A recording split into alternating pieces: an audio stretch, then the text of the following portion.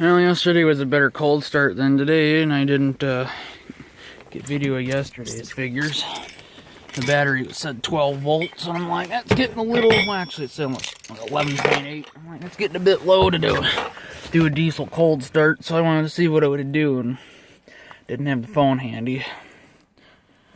Well, it's pretty chilly. I think it's, what, 29 degrees or 27, something like that. We just got a bunch of snow. It's been sitting since about 7, 8 last night.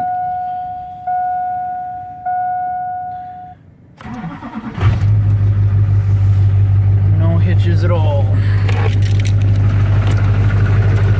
Yeah, yesterday it started was kind of loping a little bit. There's not even any smoke today. Yesterday I was fully smoked for a good 3 to 5 minutes. And it sat for over a day. No, it sat for a day. Anyway, that's it.